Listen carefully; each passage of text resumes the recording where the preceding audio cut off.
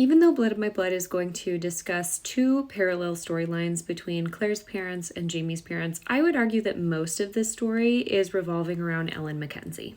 And we know that this series is going to cover her marriage to Brian Fraser, how they eloped, and all of those juicy, juicy details. So what exactly do we know from the original source material that might show up in this prequel?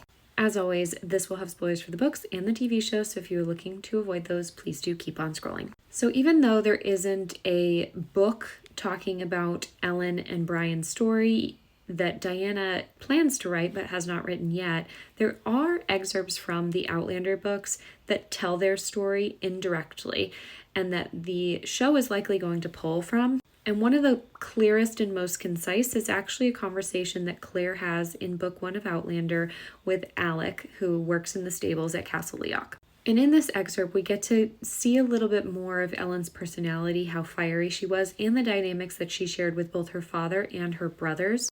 So as Alex starts to tell Claire about Ellen, she asks some leading questions in order to find out a little bit more about Jamie's mother here.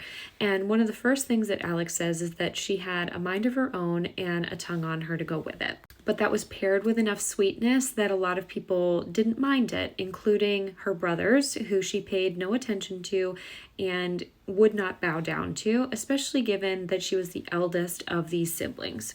And we know from this excerpt here and other recollections about Ellen that her father Jacob loved her and he would not force her to marry against her will.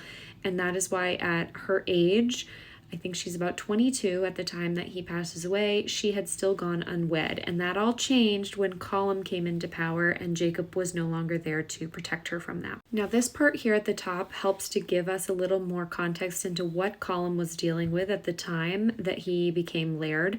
And largely everything that they fought about in this time period was related to land and power and influence. And so he was trying to strengthen their clan by aligning themselves with Clan Grant or Monroe. And so Malcolm Grant was the young chieftain that he thought should marry Ellen so that they could form that alliance together. And like we all know, something happened at the Great Gathering between Ellen and Malcolm Grant that really sent everything into a spiral.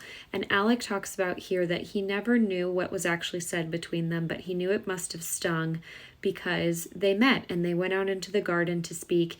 And as it grew dark, everyone was waiting for them to come back in and announce that they were getting married. And even as the singing had begun at the gathering, Ellen and Malcolm did not return to the hall. So as Claire continues to learn and ask questions about this, Alex says to her that Colum started to fear that Grant might have eloped with her and taken her away because they did not come back into the hall to announce their marriage.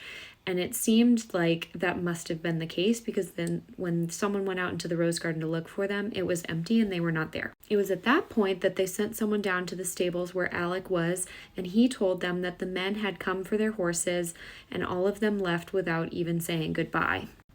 Dougal was furious about this, and Colum had heard then that Dougal had gone after Grant on horseback and sent other people to go with him, and Colum knew that his temper was probably not going to make this situation any better. And the assumption at that point was that Malcolm was unable to convince Ellen to marry him, and so instead he just decided to take her away and force her to marry him. Interestingly enough here, Alec observes that Dougal was insulted by this, if that were to be the case, and he didn't think that Colum was, because if Ellen was forced to marry him regardless, it would solve the problem that he was trying to solve in the beginning. And as we know here, Colum is not the man to let an opportunity pass him by. He's very calculated, and I suspect we're going to see a lot more of that in the prequel series, especially since most of what we're going to be covering is how he became Laird of Clan Mackenzie and the sibling rivalry between him and Dougal leading up to that moment. And again, Alec reminds Claire that she'd be wise to not forget that because at this point in the Outlander books,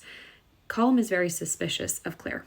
It's revealed here that even though Colum had hoped that somehow Ellen became betrothed to Malcolm Grant, that never was the case because they found the Grants on the side of the road, far away from the castle, and Dougal was there fighting him at that point. The two of them had stripped down and had been clearly fighting each other for hours, and they were both huffing and puffing, tired, exhausted, both of them bloody and bruised. And Alec observed all of this because he was, as I mentioned before, on horseback as one of the men to go after the Grant clan. But when they got there and the dust settled, they realized that Ellen was nowhere to be found among the Grants. And when they started asking questions, it was, revealed that she did not end up going with Malcolm Grant at all. She'd only spent a quarter of an hour with him in the rose garden, and he would not admit to them what she said, but he was so offended that he decided to leave at once without saying goodbye to anyone in the hall. And so he left, saying that he never wanted to hear the name Ellen Mackenzie again or have her name spoken to him in his presence again. And I really can't wait to see what the show decides is what she says to him, because that was never laid out clearly, like what words were exchanged, but I have to imagine that they were very biting. And because of this, Ellen also ended up making an enemy of the Grants with the Mackenzies, which is the polar opposite of what Colin was trying to do in the beginning. When Claire continues to ask Alec about what happened, he says that they returned back to the castle and she was nowhere to be found. Nobody knew where she had gone. People had been looking all over for her, before eventually a kitchen maid admitted to seeing a man waiting for her, a very handsome man, and she says that he looked like a Silky, something that the books talk about when it comes to Brian Fraser over and over again, and I'll do a separate video talking about that. But this is one of the first times that Claire is hearing of Brian being compared to a Silky, and he explains to her that it means a seal in English, and the lore in Scotland about Silkies being basically like shapeshifters that can leave the sea and become a man when they shed their skin.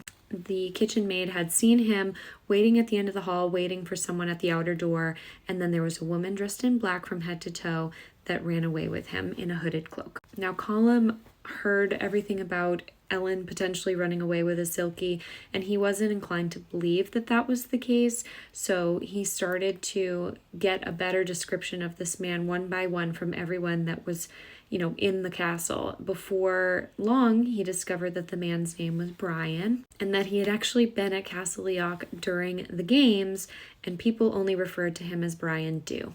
So we saw from the trailer that Ellen and Brian do have a moment at what looks to be the games. That's what they're referring here, is that people saw them together and they started to piece together who Brian was. But because they did not have a last name for Brian, they didn't know where to even begin to look for him.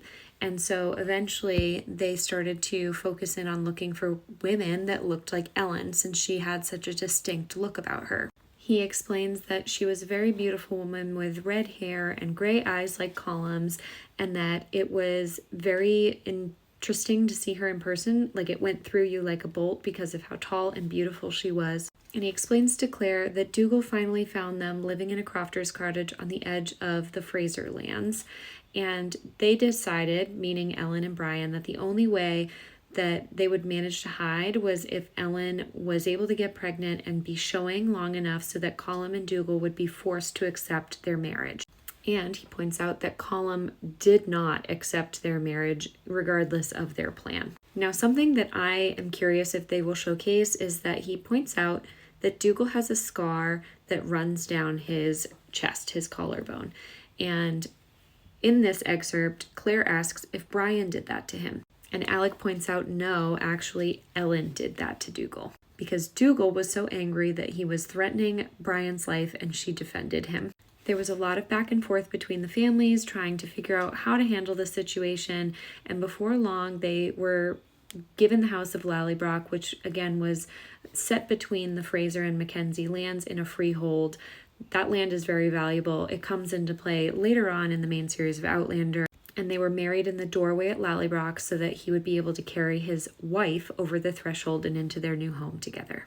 He later goes on to describe knowing Ellen very well and that he met Brian years later and thought that he was a good man. So I hope obviously that this is the blueprint that they follow in the show, and that we get to see the full conversation that Ellen has with Malcolm Grant play out on screen. And of course, we'll get more insight into her and Brian hiding away while Colum and Dougal are looking for them. But this is the blueprint, and so I'm excited to see how they take this and run with it and make it feel all the more rich and add to this already amazing story between the two of them.